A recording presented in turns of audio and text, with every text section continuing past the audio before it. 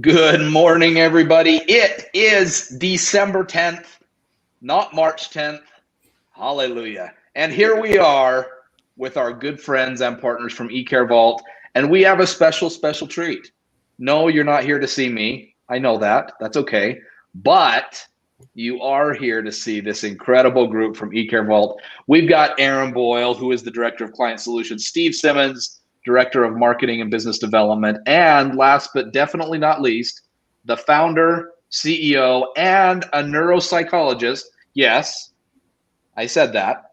I said it. A neuropsychologist, Dr. Aparna Rao. Welcome, friends. How are you? Thank you. Thank you. We're just excited you're here with us.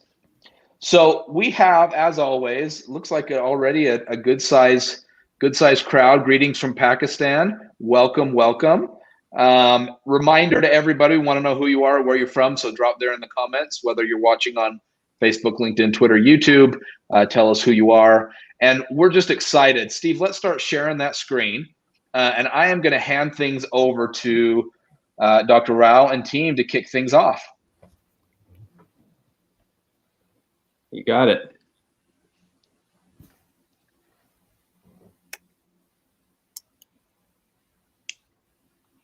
All yours, Aparna.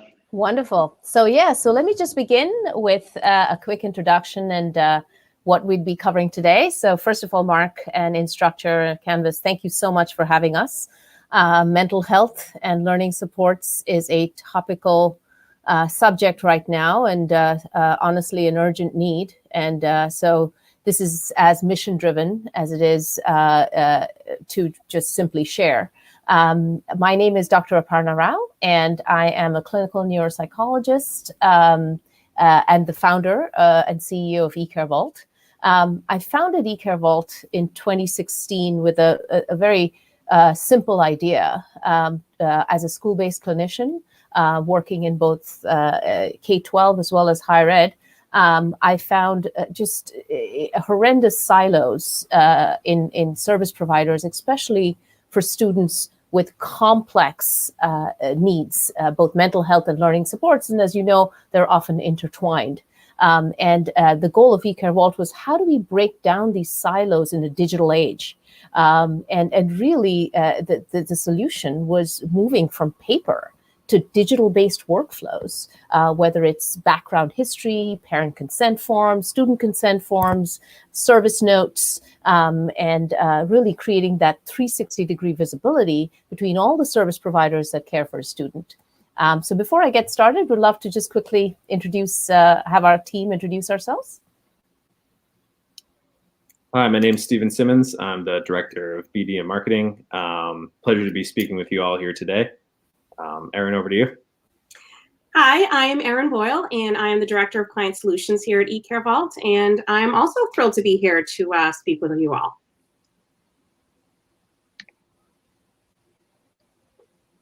Great, thank you.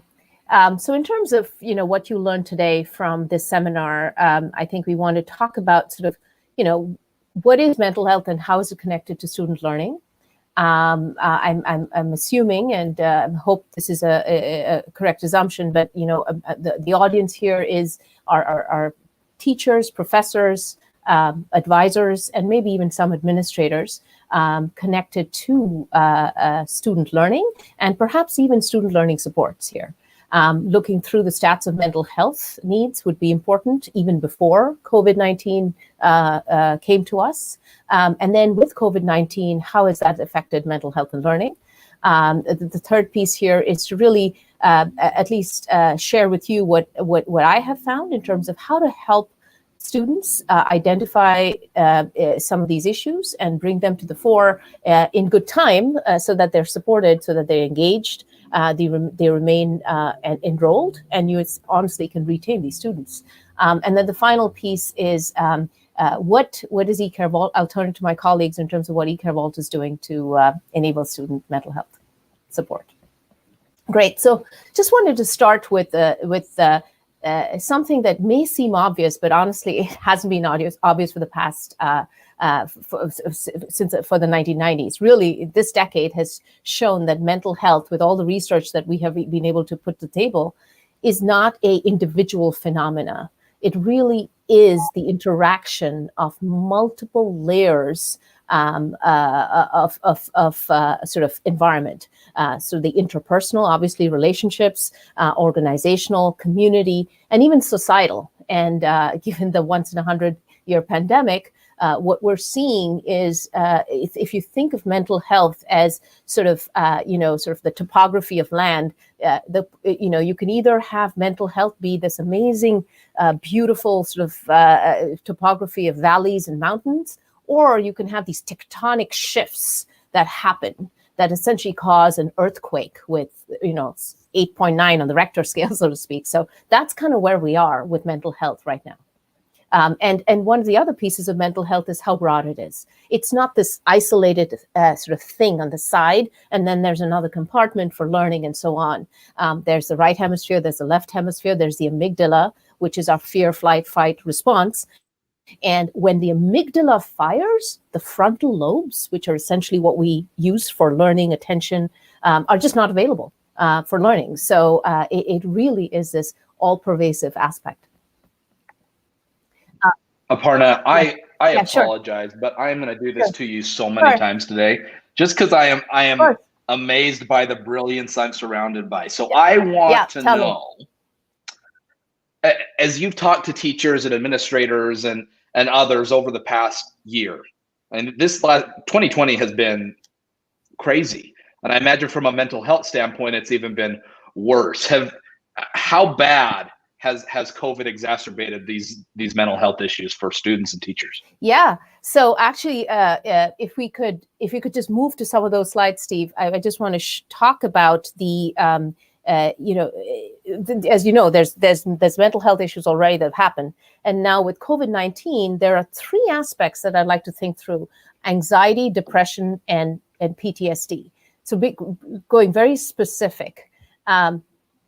What we see when any stressor happens beyond, let's say, 2-3 months. When I think of what we have in mental health, you have an issue that is usually very treatable. And Steve, I don't know if you could go through the anxiety, depression, and PTSD statistics. That would be awesome. When we look at those, sort of what we're seeing today is the persistence of the pandemic creates chronic issues. There's a certain reservoir that we have in mental health, very similar to how we have for physical health. You make me run, 5 miles, maybe I can get to it in a week. But if you suddenly tell me that, today I'm doing 2 miles, I'm running 2 miles, but you want me to run a marathon next week, I can't do that.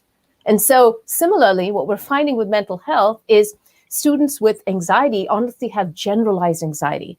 What we're seeing is that students have complete frozen indecision. They're not able to make a decision. Should I take 2 courses or 4 courses? My parents are sending me to the grocery store. Should we be doing groceries online or in person? There's the perfectionist tendency. I really want to do well, but I can't because I can't focus. And so there's this excessive worries. And so the behaviors to look out for here are sort of absolute fatigue, just frozen indecision, restlessness, and even irritability. We can. So let me just take you through these three, and then the second one is depression. What we're seeing with COVID is that students are one of the things that folks don't realize sometimes of depression in terms of how it's portrayed in the media is it's portrayed as a very sort of passive inward sort of manifestation, which is not necessarily true. Depression can as much erupt in terms of irritability, anger management, defiance, pushback. It's really a call for help. And the tough part of depression, it's a whole other level, is when with depression, it's the outlook, the future, that my outlook of the future is completely bleak. So with anxiety, it's about, do I do this or do I do that? But with depression, it's, what's the point of all this? And for students in high school applying to colleges, what they're finding is, do I even want to go to college? The fundamental decisions are turned on its head.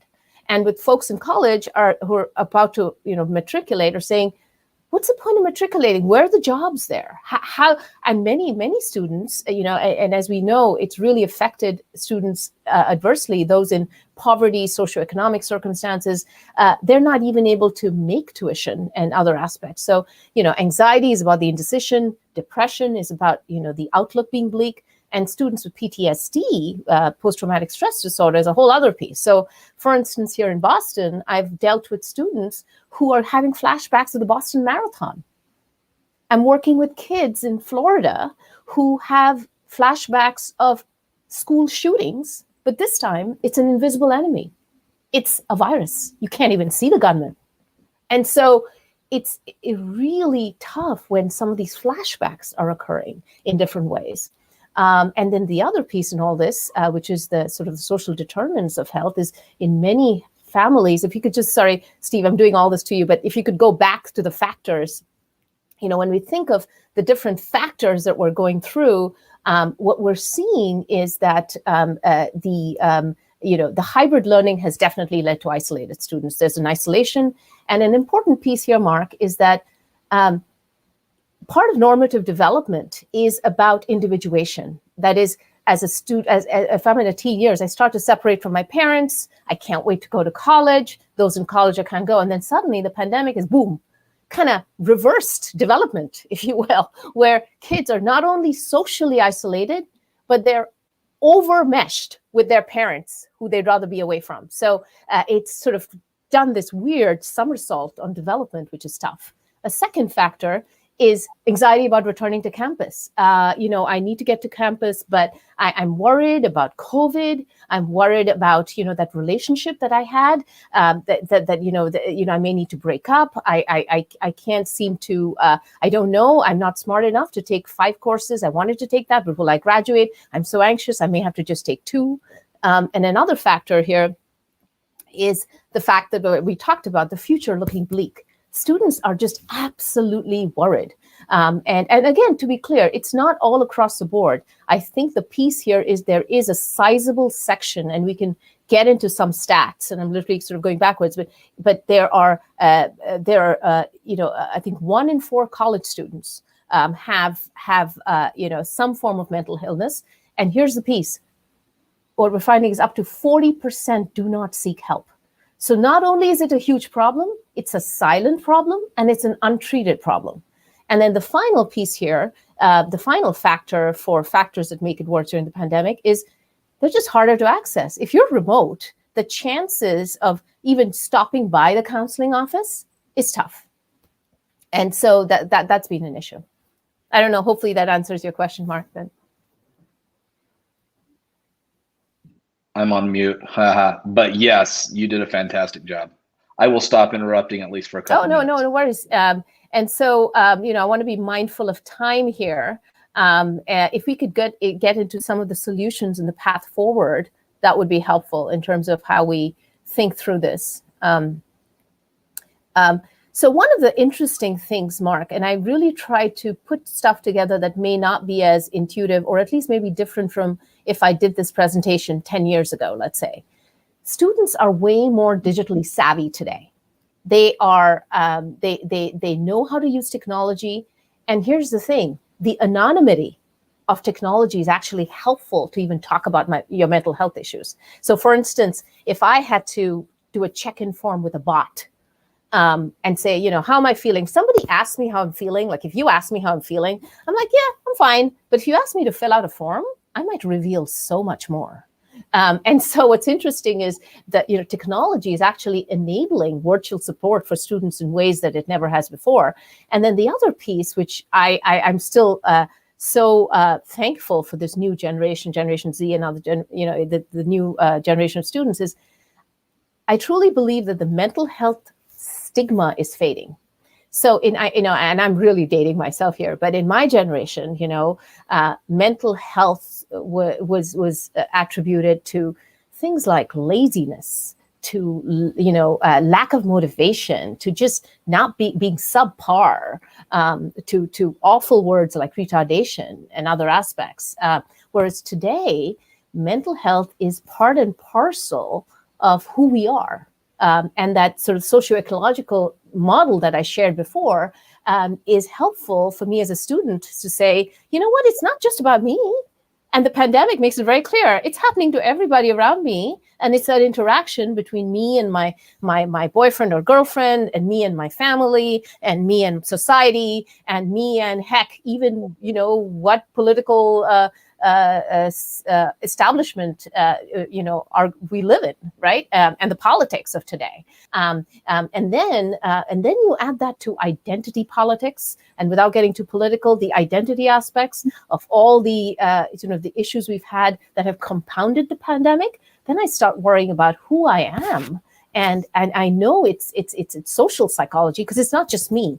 There are brothers and sisters around me who feel like I do. So I think that those are two positive contributing factors. Technology as an anonymous, completely objective way to kind of share, because people do always want to share. We are relational creatures by nature. And then the other piece is the stigma is honestly fading, which means that if you ask them, they will tell you. Does that help? Mark? Okay. Yeah, it's awesome. Great. And then maybe we go to the final slide here in terms of how we could, and I do want to be mindful of time and pass it on to my colleagues. But in terms of how to provide support in a student-centric manner, there are a couple of different factors. Steve, if we could just click all of them, I can just quickly go through all four of them. First is, as I said, we're relational. And I think to the extent that we can create one-on-one experiences through Zoom, through Microsoft Teams, for instance, which is a very powerful platform with breakout rooms and so on. That's huge, that ability to create one-on-one relationships. And I just want to take a quick moment to acknowledge our frontline education workers, which are essentially our teachers and advisors out there, because, so much more is being asked of you than ever before, right? I mean, previously, again, the traditional notion when you went, probably got your education degree, like, when I got mine, it was about, you just love teaching and you love sharing and you love seeing students learn and grow. And now you're being asked to wear 100 different hats. You're asked to be the front line for mental health. You're being asked to be the front line for financial aid. You're being asked to, problem solve with students about, what's coming in their way to learning during the pandemic. So, a whole different seminar, Mark, is about, honestly, the educators' fatigue and burnout. And how we can support our educators. But this is about students. So really, to the extent that you can develop positive collaborative relationships, that's great. And then diagonally opposite, the utilizing a team-based approach, I just want to continue in sort of my connection to the audience here is, you're not alone. Here's the key. With technology, as professors, advisors, and teachers, you're able to create a team-based approach with technology so that you can quickly triage from a safe space that you, let's say, work on those positive collaborative relationships into escalating it to higher level mental health support, for instance, perhaps connecting them to a counselor or staying on for a bit until you know that the handoff has happened. So technology has a seamless way of connectivity that might help. And then the other piece, which I think comes part and parcel, which we do in our sleep as educators, is making adjustments to assigning work, figuring out quickly those symptoms where somebody doesn't, has consistent delays in submitting their work, or in the content of some of the social sciences expresses all this anxiety and potentially even suicidal ideation. Let's quickly get on that. And I think last but not the least, really embracing these digital resources and solutions. And I think my colleagues, Steve and Erin, can do a way better job than I in terms of, actualizing this. So thank you so much for having me. And of course, I'm sticking around for questions. Anything, Mark, that you want to know before I pass it on to Steve? Or No, I'm so grateful that we're even having this conversation. I agree, Aparna. It's been, mental health was kind of the taboo thing to talk about for so long. And I do agree that I think it's getting better, but I think we can all do even a little bit more. I mean, this is this is something that is not kind of real, very real, that students and teachers are dealing with on a daily basis. I love the stat that you shared, Aparna, about 1 in 4 students are dealing with some kind of mental illness. If I have a problem with my heart or a problem with my leg or my arm, I am going to get the appropriate treatment, whatever that means. If that means visiting a doctor, taking some kind of medication, doing whatever I need to get better. And we've got to do even a better job at helping people understand that, guys, these are real illnesses and problems that people need to take really seriously. So keep an extra lookout. Teachers for your students, students for your teachers, admins for everyone. It's not an easy time, but thanks for all that great information. Let's keep it going, Steve.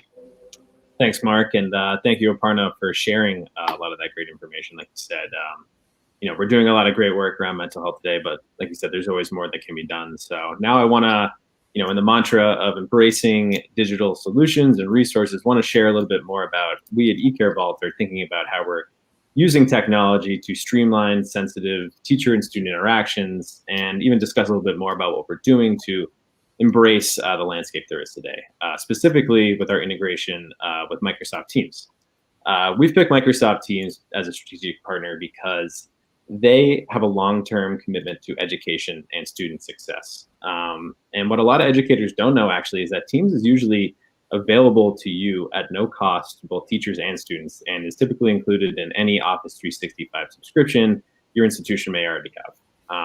What you're looking at here is our Safe Spaces app, which allows you as an educator to augment the existing capabilities of Teams with a HIPAA and FERPA compliant workspace to manage the sensitive student information and interactions that may come up on a daily basis. Some examples of this can include social, emotional, or behavioral issues. And of course, a lot of this stuff needs to be documented, communicated, and tracked. And that's best done in a secure environment virtually, as opposed to on paper, where you're going to lose a lot of that information over time as that's happening. So next, I want to go into a little bit more about what our Safe Spaces app is helping to enable school-based staff to identify, triage, and support students who may be exhibiting mental health issues. So to start off, today there's been a lot of discussion around student centricity and how to identify and support those issues. At eCareVault, we put the student at the center of everything we're doing. So in order for truly secure student-centric identification, triage, support, and engagement for the student, you need to be able to connect all these different stakeholders that are playing a part in the student's lifespan, their career, and their tenure in education. With the Safe Spaces app, we're leveraging the power of Teams combined with our innovative solution to help enable support in the student-centric manner within the following ways. First of which is through automated health and wellness check-ins. This is powered by the Azure Bot framework from Microsoft. We can help automate these assignment of check-in forms to students so they can express how they're feeling, what's going on, how they're doing in a secure and private environment. When a student submits that form, a counselor or teacher are alerted of that submission of a student who may be facing issues, and allows them to request for someone to speak about their mental health issues with. So that can help, students and teachers get the support that they need to be able to help, bring students to the next, path where they need to go. Next of which, of course, for students who do, express that they're facing a crisis or they need more support, our Safe Spaces tab allows school-based staff to triage that support around students, both internally at the school and externally into the community with those who need to be connected. From here, within our Safe Spaces tab, team members can collaborate to help support students who are in need to help through that team-based approach that Aparna was talking about, through our secure discussion channels, and be able to upload and share sensitive topics, information, things like that from both outside Microsoft Teams and internally to help build a comprehensive plan to be able to support students in need. And thanks to the power of Teams, all these stakeholders are able to enable a video telehealth chat with students or their parents or whoever that may be to help seamlessly support the social and emotional needs of students. Of course, for students who do require support and services, our application allows providers who may be providing services to students, whether that's a therapist or a clinician, whoever that may be, to record any session notes that they have with students, log those and track them directly within the student's team.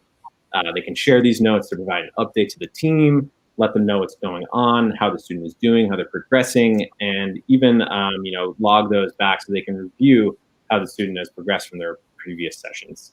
A really cool thing our application is able to do is actually generate reports on these service notes that have been logged. And then you can generate reports on those to be able to enable Medicaid reimbursement for your organization. This is especially helpful for a lot of our clients in special education as well, who are helping to maintain compliance with student IEPs, which of course has become extremely difficult when we're working in a remote environment. So we're helping to help to do that as well, which is great. And then lastly, we're enabling a secure environment to be able to allow this team to follow up with the student and their memory of care that has happened to help support them. This can help enable to ensure that students have received the support that they need, can look back and monitor a student's progress and ensure that they're not, no one's falling through the cracks and everything is happening in a secure manner. Now, before I move on, I'm going to show a quick video that really goes into a lot of the specifics of where we can help and give everyone an example of what we're doing today. But Mark, before I move on, just want to make sure you didn't have any questions or anything that would maybe help for the audience. Yeah, really quickly, just walk me through the majority of your clients. Are they in the higher ed or in the K-12 space, or both? Both, actually. I would say we started in K through 12, but this is a pervasive need both in the higher ed space as well. So we're operating in that avenue too. Awesome. Let's keep going with the video. So right now I'm just gonna switch over. Everyone can see my screen, right? Yep. Great. Today, we'll be looking through the lens of Terry, a teacher at the school, and how she can triage support to students and connect with their colleagues through the Safe Spaces tab and bot via her school's Microsoft Teams instance. We'll begin by taking a look at how schools can identify students facing mental health issues. In order to track health and well-being, students have been asked to fill out a check-in form in order to identify any issues they may be facing.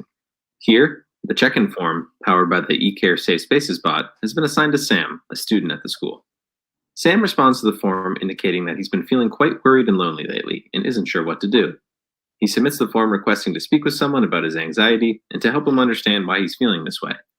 In Microsoft Teams, the Safe Spaces bot has sent an automated alert to Terry, notifying her that Sam has submitted a new form and that he is requesting to speak with someone about the challenges he is facing.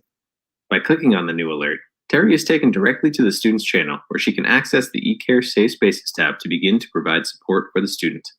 Here, she can instantly review Sam's request and message and is able to access the check-in form within the Documents section to better understand exactly how the student is feeling and the appropriate next steps. Terry will then send a message directly to Sam, letting him know that she has seen his request to talk with someone about his feelings. Here, she can let him know that this is a secure and private channel where he can feel comfortable in being forthcoming about his issues and ensure that he is connected with someone to speak with. Next, Terry will reach out to her colleagues to ensure that her student gets the support that he needs. She'll first begin a new secure discussion with Andrew, Sam's advisor at the school, to let him know about the struggles that Sam is experiencing. This helps to promote transparency on student issues while staff are working in a virtual environment. Terry will also let Andrew know that since Sam is currently not on campus and needs help quickly, she'll be inviting Sherry, a school-based counselor, to connect with the student and schedule a telehealth call through Teams in order for her to provide Sam counseling for his feelings. To invite the counselor, Terry will select the Invite button to add an external collaborator to the team. With the integration of eCare Safe Spaces, all she needs is Sherry's name, email address, and team role to invite her to Sam's team. She can also send a brief message to the counselor with more context on the student's needs. This will allow Terry to share sensitive student information with the counselor in a secure manner. Thanks to the Safe Spaces app, schools can now embrace a teams-based approach in providing social and emotional support to students who are in need. When Sherry accepts her invitation, Terry will see that she has received a new alert from the Safe Spaces bot and that she has been added to a new secure discussion within Sam's channel. When she clicks on the notification, she's taken directly to the message and alerted that Sherry is ready to provide counseling services. This helps drastically reduce the time from when a student facing a crisis is identified to when they receive help for their issues. Terry will then navigate to the existing chat she has with Sam and add the counselor to the secure discussion with the student. Terry messages Sam to let him know that Sherry will be his new counselor and that she will invite him to a telehealth call on Teams to discuss his feelings. This gives students the confidence knowing they have a safe place to receive mental health support and allows teachers to quickly address issues that their students are facing. Great. Well, at this point, thanks for listening to me talk a little bit more about what we're doing. But I want to open up to questions. Be mindful of time. If there's anyone out there that has any questions, open this up to my colleague Erin, who can help answer those. Aparna, of course, is still on the call as well. So if you have any questions for either three of us, happy to help address those now. So, question number one from yours truly. I want to know, Aparna, as you've worked with a significant amount of customers, I'm sure over time, are schools and institutions seeing an increase in people coming forward and saying, I need help because they're using eCareVault versus when they weren't using that type of solution before? Absolutely. I think we're seeing an increase in a bunch of different things. We're seeing increase in the service requests. So really, the way I think of it, and maybe because I'm a developmental psychologist, think of everything in terms of a life cycle. So you can think of a life cycle of a service, right? How does a student even begin to get supported? Somebody's got to raise their hand. So right from the mental health check-in, the gateway, if you will, are exactly, our frontline workers here, amazing, our educators, our teachers, our advisors may start in an advisory room in higher ed where they begin talking about, just as they might talk about financial aid with their advisor, they may want to talk about, hey, just want to know, they may just say something like, what are some of the health resources? Oh, okay. And here's a form you can fill out to find out more. And then that form, then that eCareBot that Steve talked about, is what they fill out. Some others, what has also happened, so we've seen an increase in that. The other piece is there are a lot of students already who raised their hands last year for services, either in K12 or in higher ed, in terms of, again, these are mandates, right? These are federal fair and appropriate public education, FAPE and IDEA laws, where IEPs have honestly got out of compliance. That is, it's a legal document, folks. Like, we can't, if we say we're providing something to students and we say that we're open for learning, albeit it be remote, we need to make sure in a remote environment, we somehow figure out, at least make attempts with our best possible resources to support those in need of support. So whether it's speech language, OT, PT, all of that had been installed. So right now, I know, for instance, eCareVault is helping over 100 districts in Texas with this sort of constant, unfortunate ping pong, as is happening all across the country between hybrid and remote. And what's really gratifying in terms of our mission is that we are able to support students no matter where they are, service providers no matter where they are, through telehealth, being able to provide that service, and then document that service note so that the other piece of all this is, honestly, the CFO is getting stressed out in these schools because a lot of these eligible services for Medicaid funds is unfortunately what funds a lot of special ed. As we know, we're sort of underfunded in public education today. So, and these service providers are providing services, but being able to document these service notes in a digital manner then also increases billability, which puts funds on the table, which means more students can in fact be serviced. Fantastic answer. Okay, next question for any one of the three of you. What would you say is the best approach today, or how can we, whether you're a teacher, an administrator, or whatever else, how can we best support students with mental health and their learning concepts today? And Erin, would you like to take that one? I can take that one. How you can best support the students right now. I mean, it's really just about those check-ins. And so that's really what eCareVault is trying to help with, is you don't have that connection. You're not seeing them in the classroom. You're not seeing them in the hallways. And you don't have that way. I know a lot of times you just can read a child. Now you don't have that option face-to-face. So it's really doing some level of outreach, checking in on these students. It's, I know it's tough virtually. Sometimes cameras are not on, but just finding other ways to interact with your students. I love it.